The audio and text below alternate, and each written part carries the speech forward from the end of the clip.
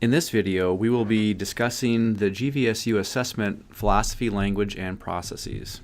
In this session, we'll be looking at three different areas. One will be the assessment approach and philosophy at Grand Valley, the current languages being related to assessment at the university, and a review of the new assessment processes that are in place by the University Assessment Committee. So the purpose of assessment at Grand Valley is aimed at ongoing programmatic improvement.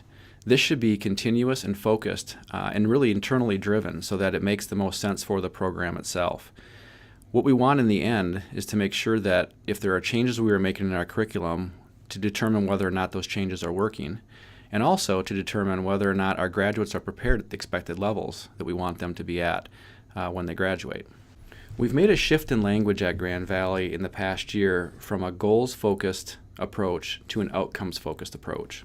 Specifically, student outcomes. Student outcomes are focused on what a student knows or can demonstrate at the end of the program. These are focused at the program level. Again, not at the course level, but at the program level, so that we know that after the curriculum is completed, a student will be able to demonstrate certain outcomes. For academic programs, we are focused on student learning outcomes. This is typically what we think of when we talk about classroom education and what are the focuses of the different classes that we have in the curriculum. For our co-curricular units, for instance, advising centers or our student centers in the student services area, we talk in terms of student-centered outcomes. Student-centered outcomes look at those things that are outcomes for our students that aren't necessarily learning as they would be in the classroom, but focus on what a student is able to do or encounter through one of these centers. In terms of how we identify whether the outcome is met, we talk in terms of objectives. Objectives are measurable statements to achieve our outcomes. These are often done at the course level. So the types of things that we're doing in the classroom to achieve outcomes for that course build and scaffold typically to create a learning outcome for a student at the end of the program. This is consistent with what we've used in the past. Measures are what, where, how, when, and who is working on and gathering the assessment data. So that's where the details take place in terms of how we're going to get the work done to obtain the data needed to measure whether or not we've met the outcomes that we've created. We use the term threshold to identify the minimum acceptable level for the measure. So think of this in terms of if we've set a numerical value for what we want to achieve when we're measuring the data for the assessment practice, the minimum amount we will accept before some kind of corrective action has to be made is termed the threshold. Alternatively, we have a target, which is a desired or aspirational level for the measure. Think of this as a goal that you are setting for yourself in terms of how we're going to meet the measure for this assessment practice. So while we might have a minimum threshold that identifies the minimum level we will be able to achieve before we'll have a corrective action, a target is an aspirational goal that we will set to determine whether or not we can move the program or the outcome forward. So now we're going to look at the shift in language from how we used to use Weave Online, our prior assessment system of recording our data, to our new system, which is called GVSS. In the Weave Online system, formerly, we used to talk in terms of student learning goals. And now, in the GVSS system, we talk in terms of student outcomes. Again, those could be student learning outcomes for academic programs or student-centered outcomes for our co-curricular programs. Back in the Weave practices, after we had a student learning goal identified, we would then look at an outcome or an objective. The system actually stated those as a dual-focused purpose called an outcome/objective. We now focus those and say those are simply called objectives in the GVSS process. And then actually in a similar fashion, Weave Online had measures with targets. We now have measures in GVSS, but we have thresholds and targets. Again, this is done and repeated for each of our student learning outcomes. You'll also see that there's parallel language between how we're talking about our activities in GVSS and GV Plan. Again, GVSS is our assessment of student outcomes process, and GV Plan is where we record our strategic planning initiatives. In the GV plan site, we have strategic plan outcomes, and there's institution level outcomes that have been identified and in most cases adopted by the units or colleges. Under those, we have strategic planning objectives, and then there are metrics that we use with targets to identify whether we've achieved the objectives, and those objectives help us determine whether or not the outcomes have been achieved for the unit, program, or the institution. Similarly, in GVSS, we have student outcomes. Again, student learning outcomes for academic programs, student-centered outcomes for co-curricular programs. And again, we have institution-level outcomes that may be adopted by programs if they choose. Those are the general education outcomes. Again, you do not need to adopt any or all of the general education outcomes, but if you choose to use those outcomes in your program, you can supplement the information that we're already gathering as an institution through the general education program. Additionally, what is unique and nice about using the general education program outcomes is that there are already rubrics set up for those outcomes that you may adopt if you choose to. Again, you may choose to use the outcomes but have your own rubric as well. But these are items that you will be able to utilize and supplement the work that's already being done in the general education program. Similarly with GVSS as compared to GV Plan, you then have student objectives that will be the measurable statements that help us to determine whether or not we're achieving our outcomes. And we have measures which now have thresholds or targets, which is a little different than the GV Plan where we only have targets, but we do allow the practice of thresholds or targets or the use of both with measures with GVSS when looking at student outcomes assessment. Now I wanted to look at how we will transition from some of the work you may have done in the past in Weave to transition that to moving the information into our new language and into our new system of assessment tracking in GVSS. So here is an example of some work that was done by one of our academic units that identifies the goals and student learning outcomes / objectives that they determined as part of their program assessment practices. You'll notice that they have two different goals here. One is understanding their curriculum and providing students with an understanding of American and world politics and exposure to each of the subfields of political science. If you jump down to the student learning outcome they have, number 1, you'll notice that their objective 1.1 is that students will read and demonstrate knowledge of key structures, actors, and issues in each of the subfields of political science. So now we'll move to how we may convert the language we used formerly in Weave to our new language we're looking to use in GVSS. So here, again, we have the Weave goal that this unit had used, which indicates to provide students with an understanding of American and world politics and exposure to each of the subfields of political science.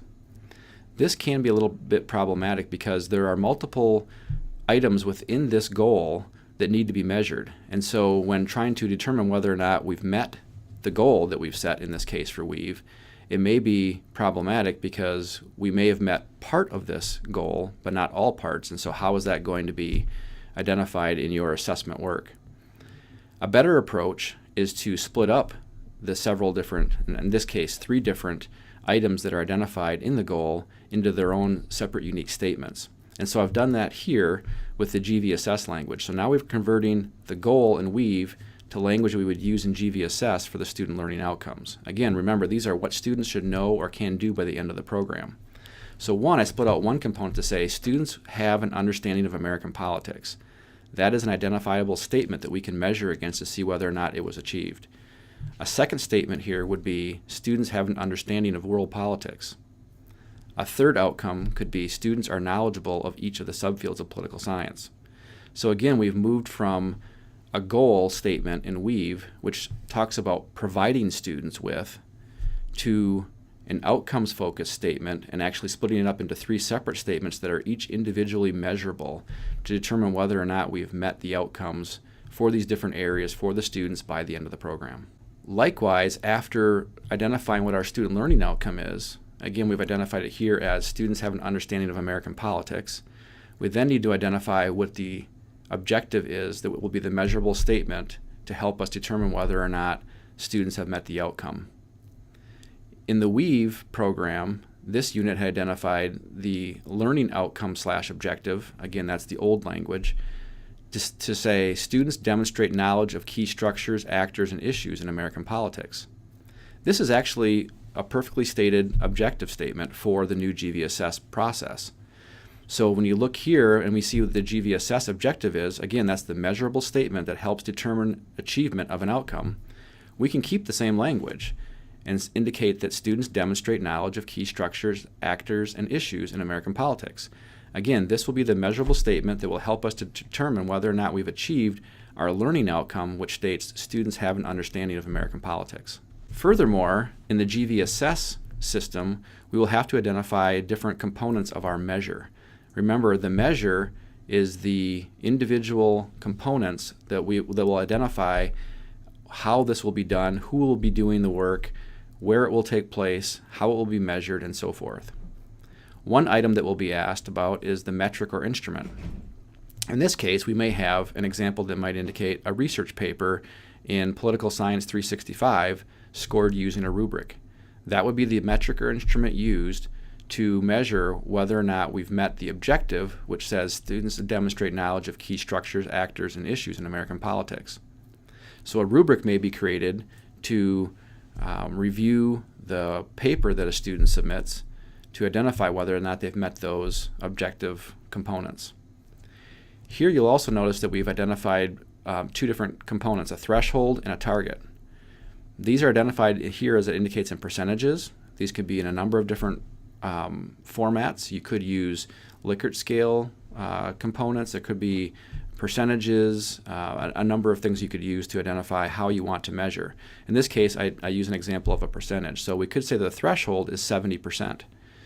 That would mean that if we have a course with students' average being less than 70%, that should be a trigger to indicate that we are below our threshold, and there should be some corrective action made in our course moving forward to make sure that students achieve at least the 70% threshold or higher. You'll notice here, you're not required to set a target, but I've also set a target that indicates 80%, meaning that if we're below 80%, I think that we can do the work in this course to help students achieve this outcome at this level. And so it gives us something to strive for to help improve our course and make it better as part of our continuous improvement practices. So the baseline indicates where we're at today. So here the baseline says that we're at 73.5%.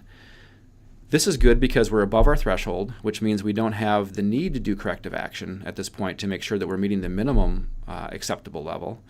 However, we're below our target level, so we may still want to identify some strategy actions that we want to implore in the process so that we make sure that we are achieving a higher level than what we have today in the classroom with our students. So the strategy action that we might identify here is that we're going to use group peer review of draft papers prior to submission. This would be a way for us to be able to help students to achieve a higher score on their research papers moving forward, and then we can assess that work after we've initiated this corrective action so that we can identify whether or not it worked or not. So assessment will help us know whether or not we're meeting our minimum thresholds, and it will also help us understand and know whether the actions that we do in our classroom, the types of approaches we take in the classroom, help us to determine whether or not these are working and that whether or not we want to continue using those or we need to use some different action in the future. Now we're going to transition to looking at the assessment approach. So there are a couple of things to identify here. One is our former expectations that some of you may have used in the past when working with the University Assessment Committee identified that we had a need for a minimum of 2 goals per major or program, and each of those goals had to have a minimum of 2 objectives, and each of those objectives had to have a minimum of 2 measures. That's no longer the expectation of the University Assessment Committee, although that information is not necessarily wrong or poor information. It is good practice to make sure that you have multiple measures and multiple objectives to identify whether or not you're meeting your outcomes in your program. So taking an approach where you have a minimum of 2 outcomes in the case of our new language, and then maybe 2 objectives that meet and address whether or not we're meeting those outcomes, and potentially 2 or more measures that identify are we meeting the objectives that we state for our curriculum, is a good approach. However, it's not required to have that in all instances with your assessment work that you're going to submit to the University Assessment Committee. We also had it indicated in the past that you had to have one additional unique objective for each emphasis within your program. The current expectations indicate that what we're looking for now is that a program focuses on 2 to 4 either student learning outcomes for academic units or student-centered outcomes for our co-curricular units per year for each major or program. So what this will help us do, we believe, is to make sure that we're focused on a couple of key outcomes at a time within our program. So if we're looking at 2 to 4 outcomes in a given year, we can focus at and look at across our curriculum, how are we doing to meet this outcome? We may decide to set up as part of our plan that we're going to measure work that we're doing towards this outcome in 2 or 3 different courses, let's say this given year, to help make sure that we're meeting the expectations that we have for the outcome by the time a student graduates. By focusing on 2 to 4 outcomes, we feel that we can get much more intentional work done on a smaller set of outcomes in a given year, and more meaningful outcomes will realize more meaningful outcomes of this work by the end of the year. If you do this each year, what you may find is that once we assess one outcome in a given year, we may find that we're doing fine in that outcome. So the next year, we may not need to look at that one again. However, in this current year, we may also find that one of the outcomes we look at is not meeting the expectations we have or our minimum thresholds. And so we have to take some corrective action. As we indicated prior, what we'll want to do in that case is to make sure that we carry over that outcome to the next year and then reassess how we did in meeting the expectations of that outcome. So whatever the corrective action we took, did it work? We need to assess to make sure that we know that it worked or not, and that now we are meeting or not, still meeting or not meeting potentially the threshold that we had set for that outcome. By doing this, we will be then carrying over the outcome to the next year, and so we may want to add 1 or 2 new outcomes that we didn't assess in the first year that maybe were fine, but we carried over this one outcome to ensure that we're meeting the expectations, and then maybe added 1 or 2 of our other outcomes. Through the course of this process, the process is still a 6-year cycle that we've had in the past. There should be the opportunity to measure and identify whether we're achieving anywhere from 6 to 10 outcomes per program or major. Other items to note are that we still identify that we need to have at least 1 additional unique student learning outcome per emphasis in our program.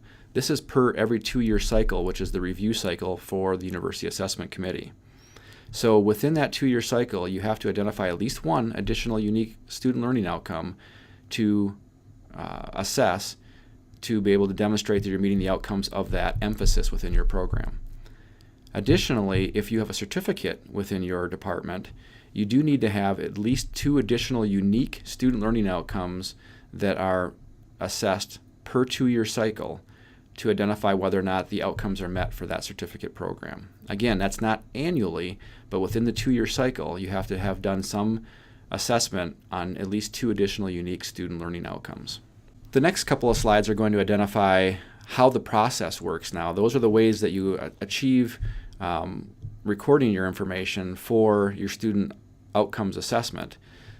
The next part here identifies what was formally expected by the University Assessment Committee for your assessment review process, as opposed to what we're currently doing with the University Assessment Committee with using the GVSS and GV plan process. So with the Weave Online, we had a 3-year process for review where it was expected that you would keep Weave up to date on an annual basis, and then you would create an assessment report that you would write up and provide to the University Assessment Committee to have them review the work that you had been doing every 3 years. Again, it being a total of a 6-year cycle, but each of 3 years you would have your information submitted with a report. With the new process, the University Assessment Committee is reviewing your outcomes assessment work on a 2-year cycle. So the expectation now is that you're keeping the work that you're doing in the GVSS and the GV plan programs up to date annually. But there's no longer a report that needs to be written by the unit. Simply keep the information up to date on an annual basis in terms of the work that you're doing on assessment of both your strategic plan as well as the assessment of your learning outcomes in your program. What the UAC would have done formally in the Weave Online process is they would review your report and the Weave information you would have submitted, and then the UAC would have written a memo and sent that memo to the unit to identify information about how the unit had been doing in their assessment work.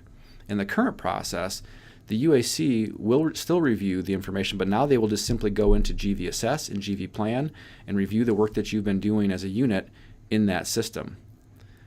Also, there will no longer be a memo written and sent to you from the UAC. There are functions within the system of GVSS and GVPlan that will allow the UAC to post their feedback directly in the site so that you can log in and be able to see what feedback you have received from the University Assessment Committee right in the GVSS and GVPlan sites.